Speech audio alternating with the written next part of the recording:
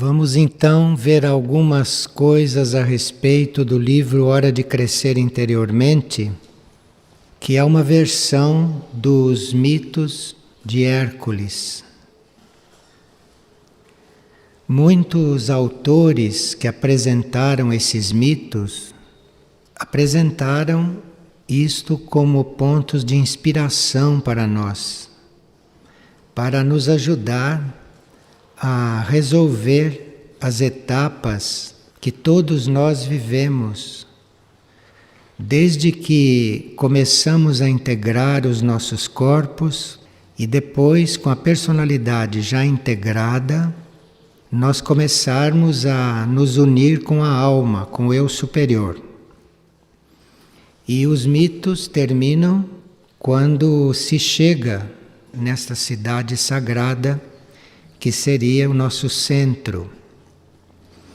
Então muitos transmitiram estas histórias colocando ênfase na inspiração que elas podem exercer sobre nós. Porque cada história representa o trabalho em uma determinada encarnação do indivíduo. Então, quem nasce num determinado signo pode eventualmente começar por aquele trabalho, mas acontece que há um pouco dos trabalhos anteriores e também uma preparação para os trabalhos futuros. Nós não temos uma vida pura num determinado trabalho. Numa vida, numa encarnação, nós temos um trabalho central, um trabalho principal, mas em volta daquele trabalho há sempre um pouco de cada um dos outros. Por isso é bom a gente conhecer todos, porque nós podemos estar num determinado esforço, numa determinada tarefa e reconhecer ali coisas de outras tarefas, de outros pontos. E aí sabemos como isto foi resolvido nos mitos, ou melhor, como Hércules resolveu isto. Estes mitos dão margem para a gente vê-los de um ponto de vista astrológico e também de um ponto de vista esotérico. Neste livro, Hora de Crescer Interiormente, nós procuramos unir as duas formas. Nós procuramos apresentar os mitos de forma que eles nos inspirassem, de forma que eles nos indicassem como Hércules resolveu certas situações e ao mesmo tempo nos dando uma perspectiva das influências astrológicas, das influências esotéricas. E por isso no final tem um quadro sinótico onde nós temos todos os 12 mitos em todas as suas etapas para que a gente tenha esta visão de conjunto. Agora, o livro fala de um instrutor interno o tempo todo. E nós compreendemos este instrutor interno segundo o nível de consciência onde estamos focalizados. Então, esse instrutor interno, para alguns, é a alma do indivíduo, se ele está vendo os mitos do ponto de vista da personalidade. Então, Hércules seria a personalidade e o instrutor interno seria a alma. Agora, se nós estamos vendo os mitos do ponto de vista da alma, então o instrutor interno pode ser algo que canaliza para nós a energia de um grupo de almas. Então nós temos outra visão deste mito, outra visão destas histórias. Então o instrutor, que aparece sempre no final de cada mito, no final de cada trabalho, o instrutor pode ser tanto o nosso próprio eu interno, como o instrutor do nosso eu interno, dependendo de como nós estamos dentro desta hierarquia, dependendo de qual é a nossa posição nessa estrutura interna. À medida que a era de Aquário, esta que está iniciando, for se desenvolvendo, então, durante as encarnações dos seres, as almas irão se manifestando cada vez mais.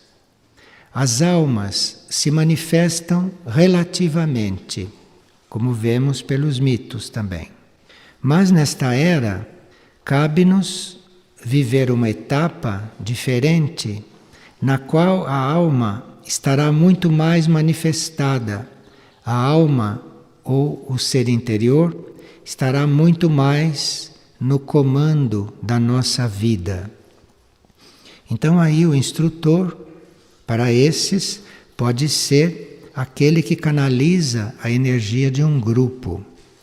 Isto no livro está nos prefácios, né, está nas coisas adicionais, mas não propriamente nas histórias, porque as histórias, como vimos, podem ser contadas dando-se ênfase uma coisa ou outra.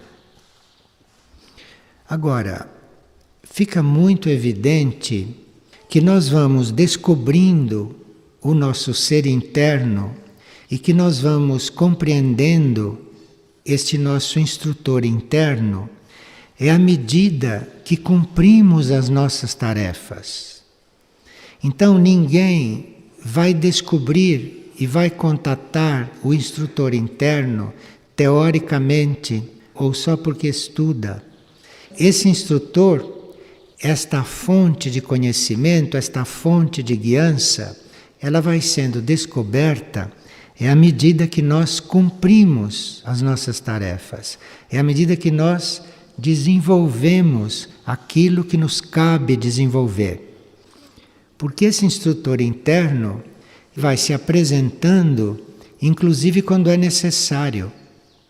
Quando nós, sozinhos, não conseguimos suprir uma etapa. Quando nós, sozinhos, eventualmente, como egos, não podemos desenvolver um trabalho, porque nos falta conhecimento, nos falta alinhamento com os planos internos, ou porque não temos a nossa energia de raios suficientemente purificada em nossos corpos. Então precisamos sempre de ajuda. E à medida que nós vamos trabalhando, que vamos nos esforçando, que vamos nos dedicando ao cumprimento, ao desenvolvimento dessas tarefas, que são tarefas vivas. Então, à medida que você as desenvolve, mais elas se mostram, mais elas se revelam. E se você não se empenha, ela não cresce, ela não desenvolve, ela vira uma rotina e tudo fica a passos lentos na vida. Bem, uma das afirmações do livro é que nós somos, ao mesmo tempo, terrestres e divinos. Isto então nos coloca todos dentro de um grande dilema, não é? Para que lado eu vou pender? Eu vou pender para o meu lado terrestre? Vou esquecer de desenvolver o divino? Ou vou ficar empenhado no meu lado divino, esquecendo o terrestre? O nosso lado terrestre é uma herança muito conhecida. Inclusive nesta humanidade, sobre esta terra, existe até a lei da hereditariedade, que é uma lei material, uma lei que diz respeito a código genético, e que é uma lei bastante inadequada para as almas evoluídas. Porque para uma alma evoluída entrar num corpo que não foi ela que construiu totalmente, mas entra num corpo que tem elementos hereditários de seres que não tem nada a ver com aquilo que ela é, com aquilo que ela veio fazer, de forma que esta hereditariedade conhecida Isto, quando nós vamos tomando consciência do verdadeiro trabalho, sabemos que estorvo é isto. Quando estamos já despertados para um caminho superior. Agora, quando não estamos ainda despertados para isso, essa hereditariedade pode ser uma coisa até bem de ajuda, porque nós podemos herdar também coisas positivas. Mas isto é uma lei material e no campo do espírito não existe esta lei. Não existe hereditariedade na vida espiritual. Isto é uma coisa desta terra com a qual nós deparamos desde que estamos aqui e que temos um certo trabalho com esta hereditariedade. O que nos importa realmente quando começamos a fazer um caminho mais elevado, quando estamos buscando uma evolução superior, não é a nossa hereditariedade humana, nem a nossa hereditariedade material. E é por isso que quem fazia o caminho espiritual seriamente no passado era retirado da família, vocês sabem disso. Cortava com tudo isto para finalmente poder estar mais livre desta lei material que não serve para aquelas almas mais evoluídas, mais avançadas e que poderiam criar um corpo, poderiam criar um ser, poderiam criar uma personalidade, um ego mais parecido com ela e não mais parecido com os ascendentes e não mais parecido com os pais, etc. e daí por diante. De forma que essa hereditariedade conhecida, isto para as almas evoluídas não passa de um estorvo. Agora, para quem está buscando o desconhecido, este tem que se voltar para o seu lado divino e não para o seu lado terrestre. Porque o seu lado terrestre é hereditário. Nosso lado terrestre é herdeiro até dos primeiros homens. Então nós somos herdeiros daqueles trogloditas, somos herdeiros disso tudo. Então quem está traçando um caminho superior não cogita disto, porque está olhando, está buscando, está procurando conhecimento, é com um outro tipo de herança. Aquela herança que veio dos níveis superiores de consciência, a herança que vem do modelo para nós. Então, nós estamos olhando para o modelo para nós. Como nós somos naquele modelo criado para nós. É dali que temos que tirar a nossa herança, para empregar esta palavra tão terrena. Então, nós temos o nosso lado divino, que é desconhecido. Temos esse lado divino que se aproxima, ou que é o exemplo, a essência do modelo para nós. E o livro diz que nós somos divinos, mas que também somos terrestres. E quem sabe se no fim do livro nós estamos diante desta situação, se nós estamos diante desta dualidade com uma certa clareza. E aí vamos escolher se vamos desenvolver um lado ou se vamos confirmar o outro, que já conhecemos e que desde o primeiro homem se conhece. De forma que é um livro vivo e que apresenta um trabalho vivo que nós podemos fazer continuamente, porque sempre estamos descobrindo em nós coisas velhas, coisas terrestres, que estão no subconsciente, que estão no inconsciente, assim por diante, e estamos descobrindo também em nós coisas desconhecidas, lados desconhecidos, positivos, conforme o nosso modelo. Para fazer este trabalho de busca deste conhecimento do nosso lado divino, nós precisamos de instrutor. Para quem está com isto claro, vê o instrutor do livro como este que está acompanhando o trabalho, isto é, que está acompanhando as tarefas terrestres, não? Para que nós cheguemos a esta outra situação. E esse instrutor que está nos ajudando a irmos ao encontro do nosso lado divino, esse instrutor só aparece quando nós estamos prontos para recebê-lo. Esse instrutor não se desperdiça, não se oferece, não vem atrás de nós para influir. Ele aparece quando nós estamos preparados, quando nós realmente precisamos dele. Então nós temos esse instrutor interno, que é um eu superior, que é um eu interno, que vai nos guiando nas tarefas, mas a uma certa altura nós ficamos prontos para receber outra instrução. O outro instrutor tem o mesmo nome, mas é outra coisa. E cabe a nós ir reconhecendo.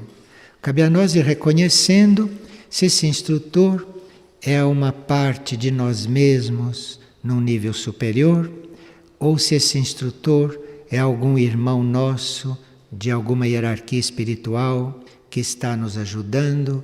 Então cabe a cada um de nós ver isto. E esse instrutor, às vezes, aparece até como seres não da evolução humana. Então, nós que não temos muita prática desta vida interior, desta vida interna, quando temos certos encontros internos, realmente não temos muita certeza se o nosso instrutor vem como um anjo ou se nós estamos realmente diante de um anjo. Então aqui tem todo um conhecimento para ser desenvolvido. Tem sempre uma prática, aqui tem sempre um trabalho, mas é um trabalho de convivência com esses níveis internos, nos quais nós não podemos penetrar se não desenvolvemos certos trabalhos, se não desenvolvemos aqueles trabalhos que temos que desenvolver nas encarnações de provas, nas encarnações primeiras, nas encarnações iniciais. E depois vamos tendo outras séries de encarnações com provas mais sutis, com provas mais internas. Nós teríamos que fazer uma reflexão silenciosa sobre estas coisas. E, estando diante dos mitos, em cada um deles, nós temos algum ponto muito afim a nós. Nós encontramos ali uma situação, ou encontramos ali uma afirmação, encontramos um trabalho que diz respeito diretamente à nossa situação atual, à nossa encarnação atual. Então, quando se pega este ponto, quando se reconhece, este é o meu ponto, isto é o que eu tenho que trabalhar agora. Quando se reconhece isto, então fazer uma reflexão profunda sobre aquele ponto. E isto vai atraindo os outros pontos, isto vai nos mostrando os outros. E é nessa reflexão silenciosa sobre os pontos que vamos encontrando, é que vamos fazendo as nossas descobertas. Durante estes trabalhos, ou melhor, durante estas vidas, nós vamos desenvolvendo muitas coisas. Por exemplo, vamos aprendendo a pensar. Para nós aprendermos a pensar, precisa vidas com as provas de se aprender a pensar. Isto são provas próprias de quem está aprendendo a pensar. E nos mitos nós vamos encontrar como Hércules foi aprendendo a pensar. Tem sempre a ver com a nossa vida. Tem sempre a ver com aqueles que estão aprendendo a pensar ou que estão querendo aprender a pensar, porque a humanidade não sabe pensar, como você sabe. Se a humanidade soubesse pensar, não se alimentaria de carne, por exemplo. Se soubesse pensar, mas é que nem pensa, não tem uma profundidade suficiente para chegar a compreender isto. Quer dizer, a humanidade literalmente não pensa, porque senão não comeria isto. Então, naquelas vidas nas quais nós chegamos para aprender a pensar, essas vidas vão se repetindo ciclicamente. Então, digamos que você tem 12 vidas, 12 encarnações. De 12 em 12 você encarna para continuar aprendendo a pensar. Quer dizer, você começou a aprender a pensar numa encarnação, depois das 12 você vai voltar só para aprender a pensar. Aí vai pegar tudo aquilo que você aprendeu e vai continuar, compreende? Em cada encarnação você vem para aprender alguma coisa. Ou vem para aprender a sentir. Porque há pessoas que são incapazes de sentir. Há pessoas que não têm sensibilidade para viver no momento atual. Então essas pessoas precisam de muitas encarnações onde elas vêm para aprender a sentir. Outras precisam aprender a perceber. É claro que uma humanidade que já viveu centenas de encarnações percebe mais do que quando ela entrou no caminho humano. Então, se existe alguém que teve dezenas de encarnações, este pensa, sente e percebe muito menos do que aquele que já teve centenas. Então, as encarnações se repetem com o mesmo tema, depois de nós termos passado todos os temas. Depois nós temos aquelas encarnações onde a gente vem para aprender a intuir. Mas claro que nas primeiras encarnações em que a gente vem para aprender a intuir, no signo de Câncer, quando vem aprender a intuir, você vai trabalhar aquilo a partir do que você deixou nas encarnações anteriores neste mesmo trabalho. Você não pode aprender a intuir numa vida só. Você precisa dezenas, centenas de vidas para ser um intuitivo. Você então entra naquele tipo de encarnação. Outras encarnações em que nós entramos para purificar a personalidade. Vocês sabem que a personalidade precisa também ser inchada. Ela precisa ser elogiada, ela precisa ser valorizada numa determinada encarnação, não em todas, porque senão não saímos do lugar. Mas de vez em quando, não é? Chega aquela oportunidade em Leão, chega aquela oportunidade onde você tem que cuidar desta personalidade. Alguns têm resíduos de trabalhos em Leão mal feitos. Então, numa vida, tem lá suas oportunidades de insuflar a personalidade. Então, vem para isto, se torna um grande ídolo do público, se torna uma dessas coisas populares, não é? Isso é para insuflar a personalidade, para essa personalidade poder inchar a vontade, para depois começarem a vir aquelas encarnações por outros motivos e ela ir passando pelas provas, de ir desinchando, de ir redimensionando, não?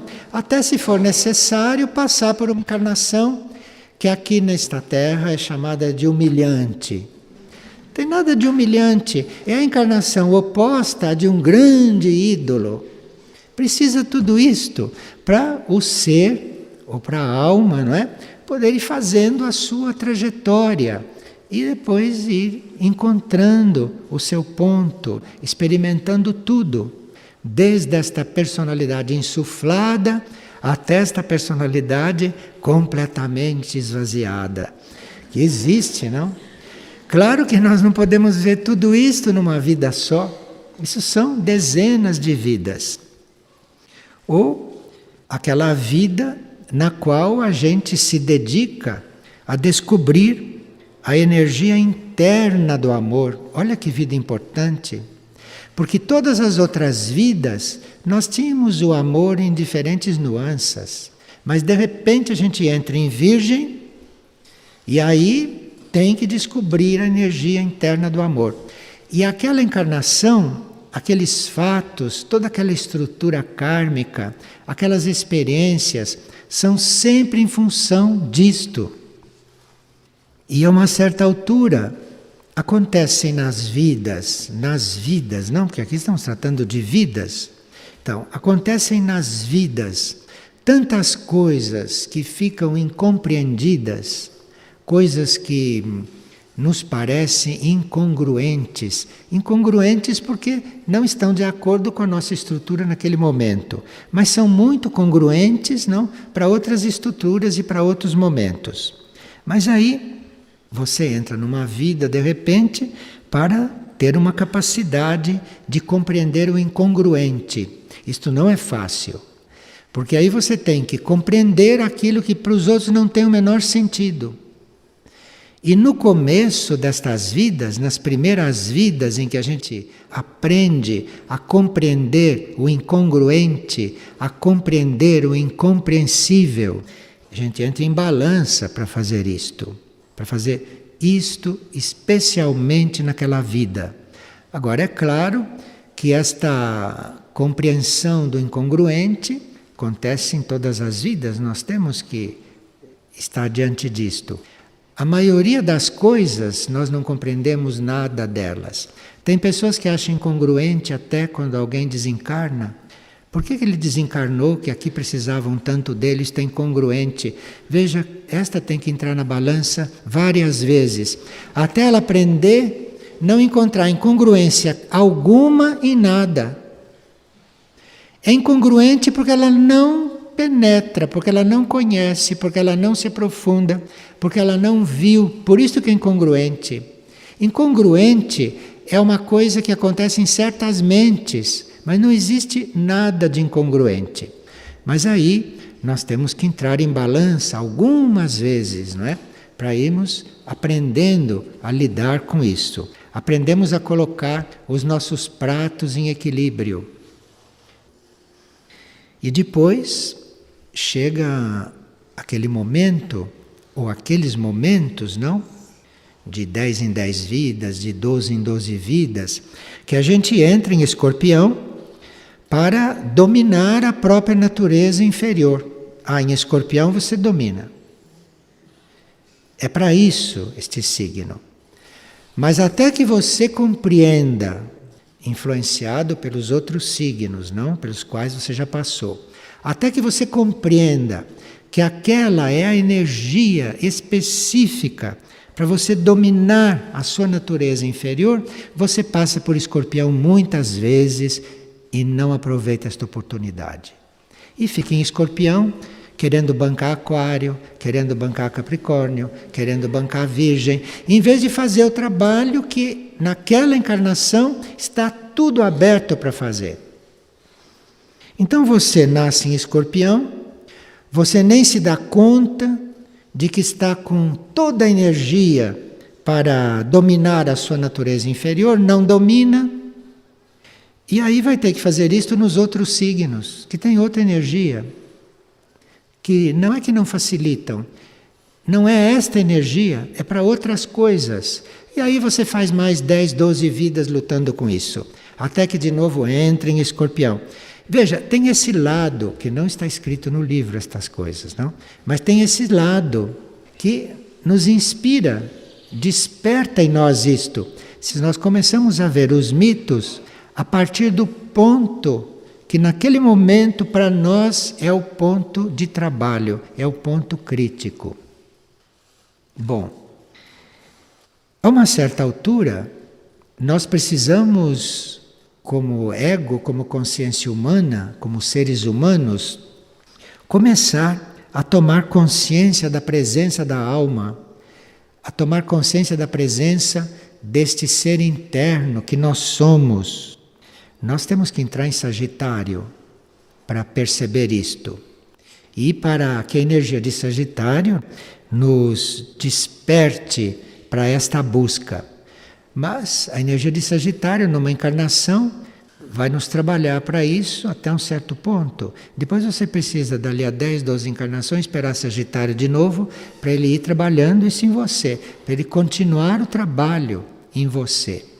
Veja o valor de nós conhecermos todos os mitos. Porque aí você vai detectar o seu trabalho dentro do seu signo, você vai detectar qual é o mito que você deve desenvolver, mas você conhece todos os outros. você tem as chaves de todos os outros. Então você colabora com seu signo.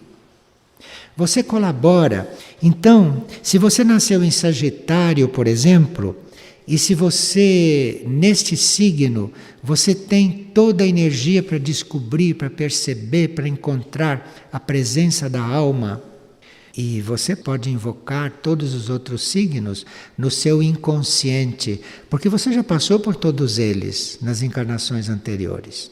Então você pode colaborar com o signo. Veja, é o contrário da pessoa normal, que fica buscando o signo para ser ajudada.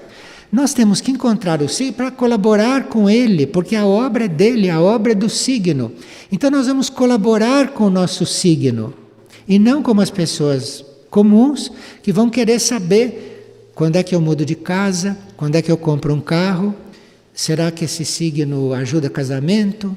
Esta é a posição disforme perante todo este mecanismo dos signos e este mecanismo que nós percebemos nitidamente através dos mitos, através do estudo dos mitos. Bem, nós temos 3 signos ou períodos que são chamados signos de serviço. E toda alma ou todo ser que começa a desenvolver internamente, ele tem uma grande necessidade de entrar em Capricórnio, de entrar em Aquário e de entrar em Peixes a uma certa altura. Porque nesses 3 signos vai ser desenvolvida a energia do serviço. Então é como se nós tivéssemos vivido tantas experiências, tantos signos, tantas dezenas de vidas, e agora nos damos conta que precisamos de desenvolver em nós o serviço. Então, quando percebemos isto, quando já estamos maduros para compreender que a vida é serviço, e que se na vida nós não servimos, nós não nos sentimos vivos. Então, quando se começa a perceber isto, vem uma grande necessidade de nascer em Capricórnio.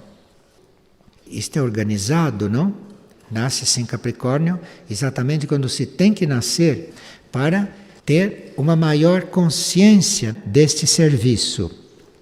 Ou então, feita esta experiência em Capricórnio, na qual nós, na busca desse serviço, começamos a perceber mundos espirituais, começamos a perceber níveis espirituais, começamos até a entrar em contato com irmãos espirituais que não estão encarnados, etc. Então aí, desenvolvida esta experiência em Capricórnio, quantas vezes for necessária, mas cada vez mais profundamente, não? Porque 3 pessoas que estejam em Capricórnio, cada uma está em um nível. Não existe a mesma carta para aquelas 3 pessoas.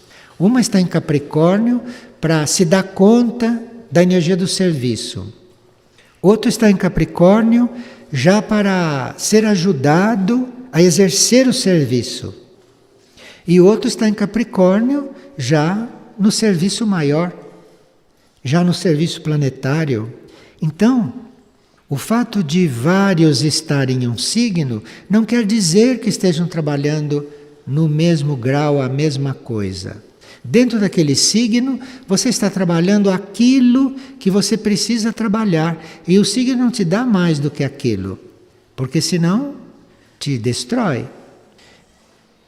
Ele tem uma energia infinita, mas ele vai dar aquilo que naquele momento você precisa desenvolver. Então, feito este contato com a energia do serviço, se este contato foi consciente, quando você entra em Aquário, logo em seguida, você começa a descobrir tudo, mas além da forma, coisa que em Capricórnio não é bem assim. Capricórnio você está bem diante da forma, está bem à vontade dentro da forma, desenvolvendo a forma como é necessário.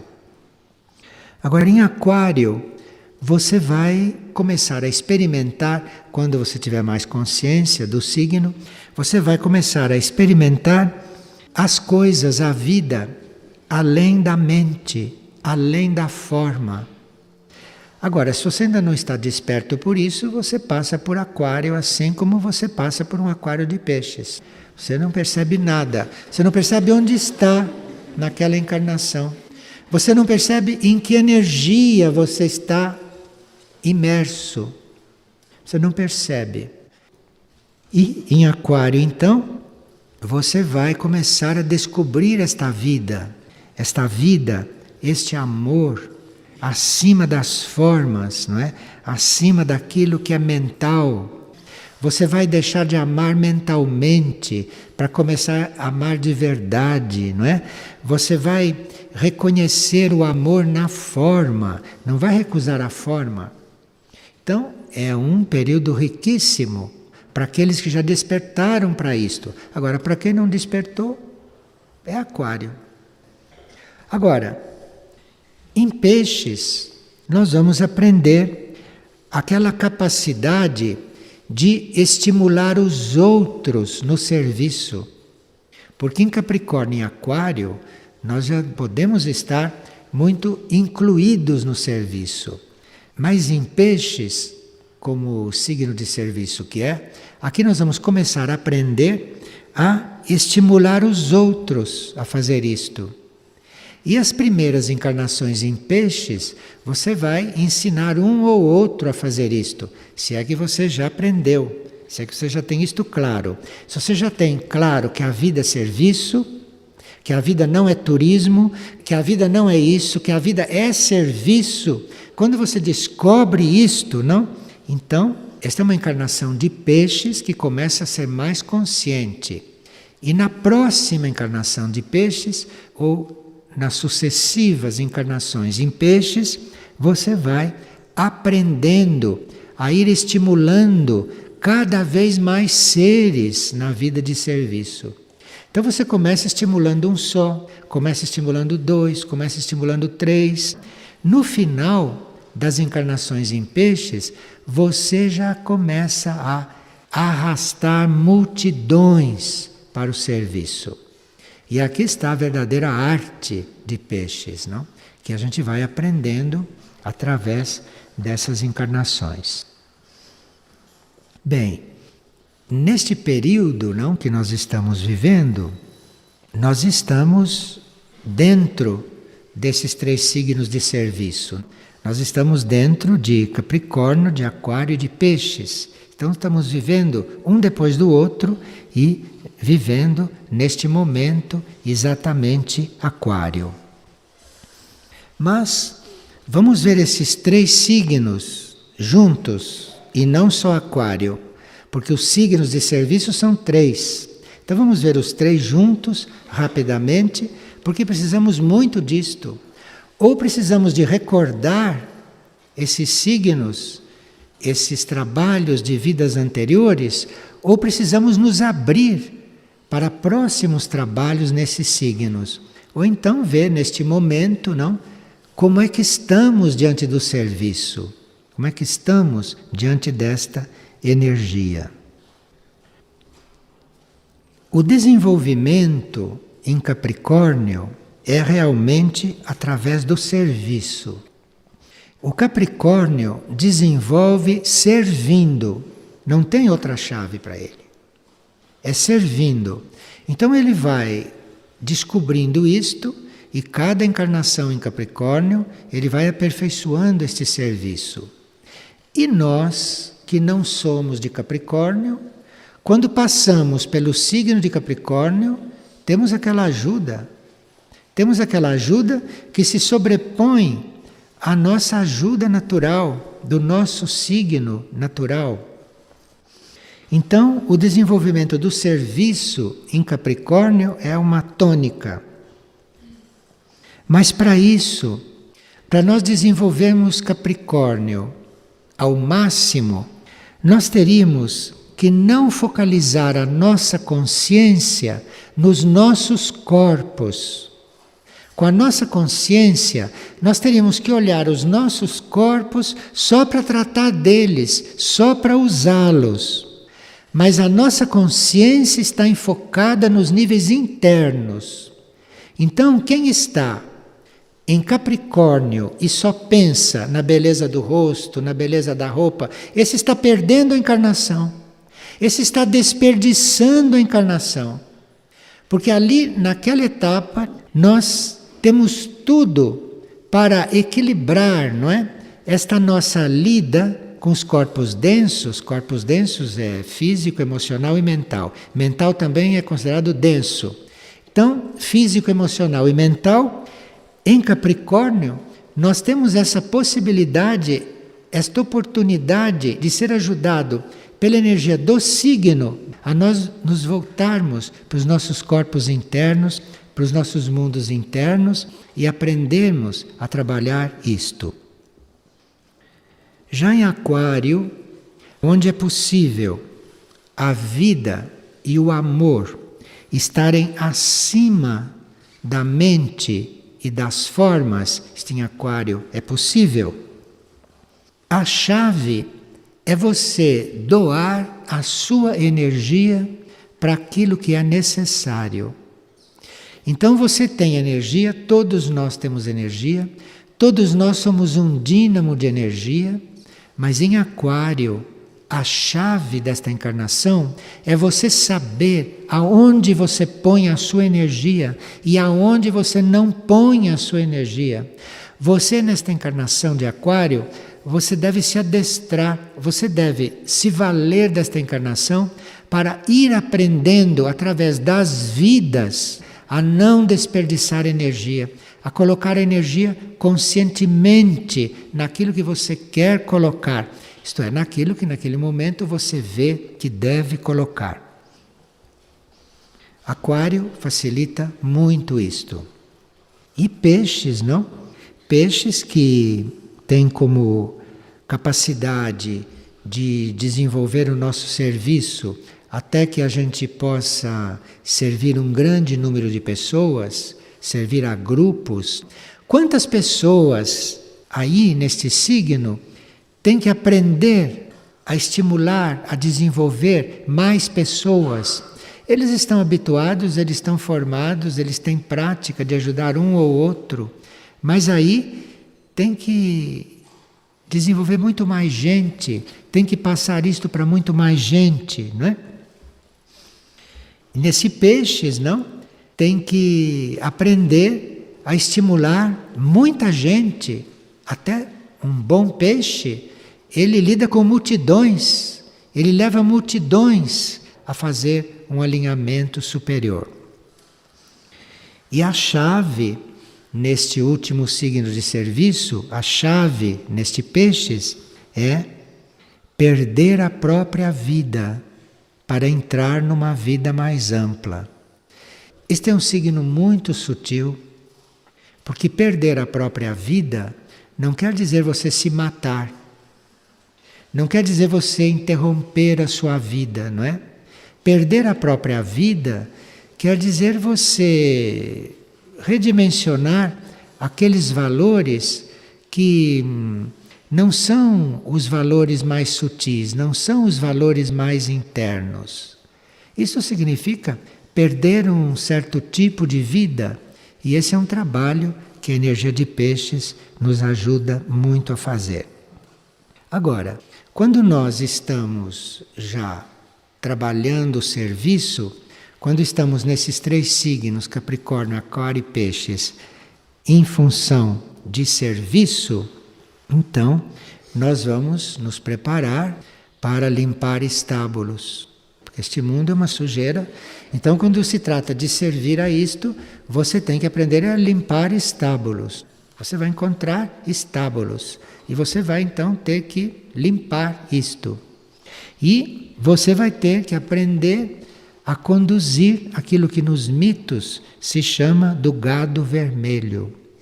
E lá no último mito, quando se fala do gado vermelho, está muito claro o que é aquilo, que é você conduzir este gado vermelho.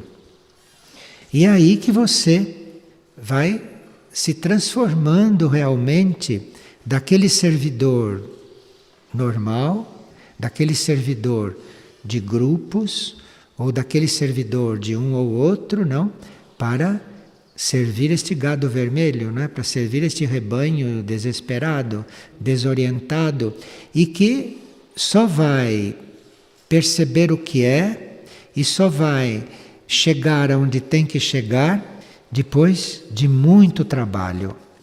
Depois de muito trabalho do Hércules, isto é, depois de muito trabalho do eu consciente, porque no conduzir este rebanho ele encontra muitos obstáculos. Ele luta com a sua própria consciência física, ele luta com a sua consciência emocional, ele luta com a consciência mental, que no mito está apresentado como um monstro de 3 cabeças. Esta coisa monstruosa, que é a nossa consciência física, emocional e mental, essas são as 3 cabeças do monstro, que ele tem que resolver antes de estar apto a conduzir este gado, a conduzir esta humanidade. E ele tem que também estar às voltas, não? Com aquilo que no mito é chamado o cão de 2 cabeças. O cão de 2 cabeças quer dizer esta nossa dualidade mental, porque a mente é dual. A mente humana é um cão de 2 cabeças, como está no mito, e ele ataca. Esta mente humana que é dual, que está sempre dividida, e ele tem que lidar com isto. E quando ele, neste mito, não quando ele neste trabalho, reconhece a sua mente dual, ele reconhece esta mente dividida, então ali ele pede auxílio de algo maior. Então ele pede no mito o auxílio do Sol. Isto é, o Sol está aí eventualmente simbolizando o regente, simbolizando aquilo que no sistema solar é o regedor. O Sol já não é o eu superior. O Sol no mito já representa uma outra altura, uma outra elevação. E o Sol, chamado de Hélios no mito, não é? O ajuda a encontrar os planos internos da vida. Então, como é que ele vai conduzir o gado vermelho? É sendo conduzido para os planos internos da vida. Porque aí, de dentro para fora, tudo é possível. Fora, nem tudo é possível. Mas de dentro para fora, tudo é possível. Então, o último mito termina assim, de um certo ponto de vista. E ele chegando, não é, à cidade sagrada, que é o seu centro interno de consciência. E aí o instrutor lhe diz: agora você sabe que é imortal, porque ele já morreu tantas centenas de vezes. Ele já passou por tantas centenas de encarnações, já morreu tanto e continua vivo. A uma certa altura ele desconfia que é imortal. Ah, agora que eu vi que eu sou imortal. E o instrutor disse, então, agora você sabe que é imortal. Então não tenha mais medo de nada, não tenha mais medo de morrer, não tenha mais medo de viver, não tenha mais medo do que acontece, não tenha mais medo de enfrentar a você mesmo, não tenha mais medo do cão de 2 cabeças, não tenha mais medo do monstro, não tenha mais medo de nada, porque você é imortal. Então se vive tudo isso, se descobre a imortalidade. E aí, realmente descobrindo a imortalidade, a vida é outra. Começa-se outro ciclo, começa um outro processo. Porque esse processo dos mitos é o processo de quem morre, reencarna, torna a encarnar, morre, nasce. E cada vez que morre choram, e cada vez que nascem fazem festa. É uma coisa realmente interminável. Então, precisa realmente sair disto, porque a uma certa altura o Capricórnio, Aquário e Peixes tem outra coisa para fazer, tem outra coisa para realizar, percebe já outra coisa. E o Peixe está na iminência de ser colocado dentro desse serviço total.